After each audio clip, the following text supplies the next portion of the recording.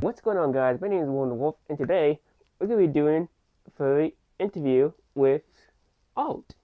Now, I'm pretty sure some of you guys probably know who Alt is. He does like a lot of cool content on the TikTok, and mostly does like a cooking video, which I thought was pretty cool though. And I think YouTube, I think, I think so, but he makes like pretty cool content though. And yeah, without further ado, I'll let Alt take over. Well, hey, Roland. Thanks for doing this. Thanks for being patient with me as I got everything together and took the time to actually freaking do it. I don't know what your editing style is like or how you treat these interview videos, but I got my list of the questions you have, and I'm just gonna look down in between each one, and I guess you can cut in between each one. So I guess let's just jump right into it. All right, question 1. How did I get introduced to the fandom? So I found out about the fandom when I was like a sophomore in high school. And this was about 2006, so old. And I was, like I am still today, a big gamer. And I played a lot of Counter-Strike, a lot of CS 1.6. And I started to get really into playing a lot of the mods for CS. And there was this mod called The Specialists, which was a really cool action game where you could do all these John Woo moves, and some of the maps in the game were like, the lobby from The Matrix. It was a cool game, but there was a role-playing server for that game, and I got really involved in the community for that. And there was one character that we always played with who, every time we would go into our voice chat, he would come on there and people would kind of poke fun at him a little bit and be like, oh, here comes the furry. Or sometimes when you enter the voice chat, because we used a thing called Ventrilo, it would like announce you. And so whenever he would log on, it would be like, furry, furball of fur is here, and stuff like that. And as that would happen, I sat there and I'm like, what is this? What is a furry? What is all this stuff? And naturally, you go to Google, you start searching stuff up.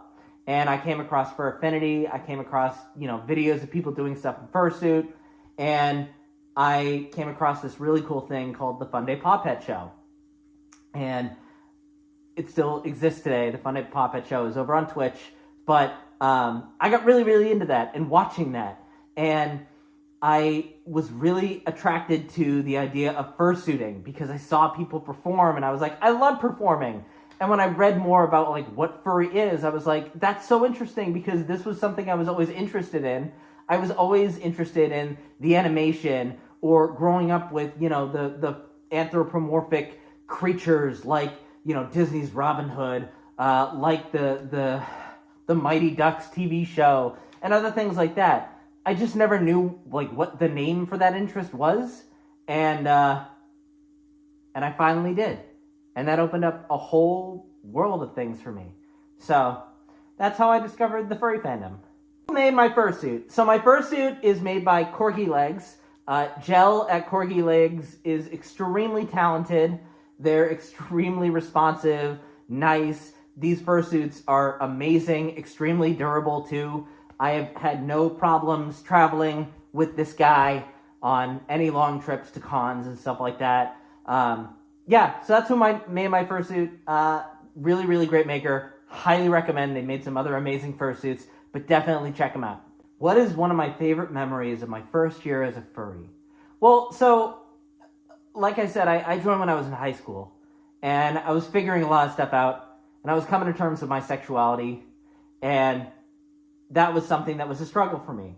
And I think when I came across the furry fandom, I saw how open people were about their sexuality. I saw how there was a massive support system for people like me who were kind of figuring it out.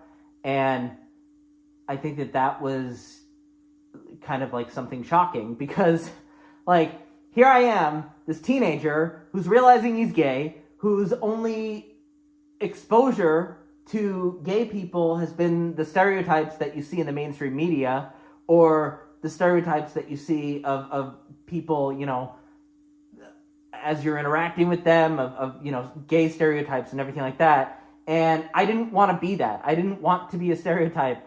And I struggle with that.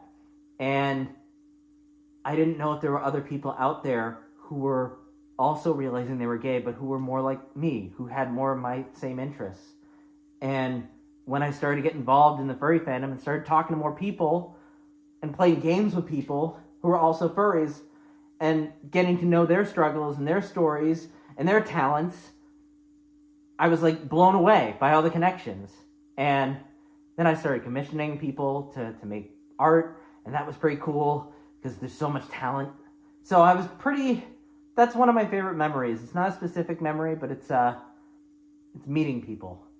Meeting people for the first time on the internet who are very similar to me. Because I didn't think that could happen, but it did, and here we are. What got me into making content? What got me into making content? I've always liked making videos. For anybody who's watching this who doesn't know what I do, I make videos. That's my content. I make comedy videos, cooking videos. Ever since I was a kid, ever since I could get my hands on a video camera, I would take that thing and I would just start filming stuff, and I'd start performing in front of a mirror. When I got to middle school and high school, I started doing theater. I started doing stand-up. When I got to college, I started doing a lot more stand-up. I did a lot more theater. I did radio. I did student films. I even was like an extra in an actual movie, but you can't see me at all. I've always loved performing and entertaining people. And when YouTube came out, I immediately was like, this is cool. I'm going to make some videos on that. So I've been making videos on YouTube for ever since like the early days of YouTube. And I've just always loved doing that. So that's kind of what's just kept me going, and that's what's kept me into making content. And I love it. I love performing in front of people. I love making people laugh. I love making people, I don't know, just have a good time. I mean, gosh, the world is a pretty crazy place. So if dressing up as a giant talking fox and saying fun things and being a little dumb sometimes and cooking and maybe teaching someone something about cooking can be a thing that I can contribute, then okay, that's great. I've done something good in this world, so yay. What does furry mean to me? I know, that's one of the great things about the fandom is that it's so broad that it means a lot of different things to a lot of different people.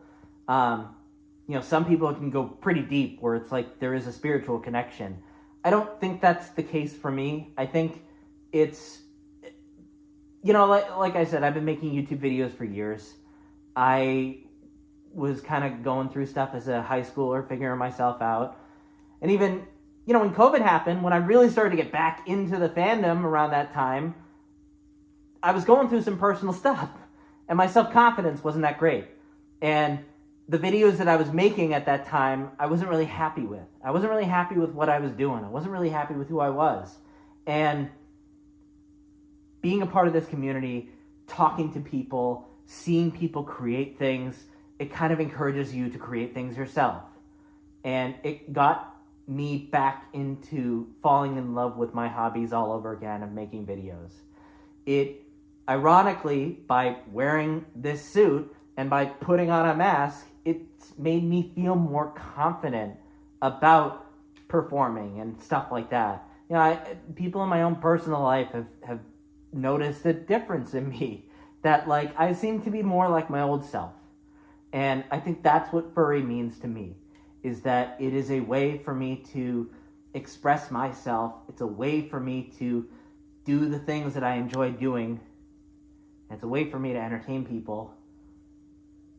And I guess, I don't know, I guess there is a little bit of a sense of like spirituality in it when I see people being their best holistic natural selves through this fandom. I kind of feel that way too. Like it's wearing a suit, and even if you don't have a suit, drawing some furry art or doing whatever within the furry fandom, it's a little cathartic, right? Like it's a little bit of self-medication. But I think it's a positive form of self-medication. and I can verify that with all the therapists that I've talked to in my years of doing therapy. Anytime I brought up furry, they're like, yeah, it seems like it's a positive outlet. So that's what it is for me. It's community, it's creativity. What more could you ask for? I think that's all the questions. Man, I have no idea what I said during any of those answers, so hopefully something good comes out of my rambling. But thank you so much again, Roland, for doing this. Again, thank you so much for being patient with me. And yeah. All right. Well, thanks again. Take care. Bye. Very good question though. Now, if you guys want to or curious to check in his stuff out or his cool content, I will leave his link down in the description down below. That way you guys can check him out.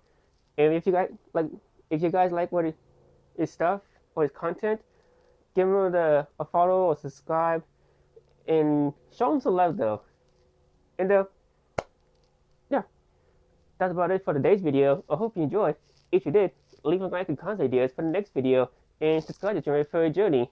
Stay friendly, friends. I'll see you all in the next video. Bye.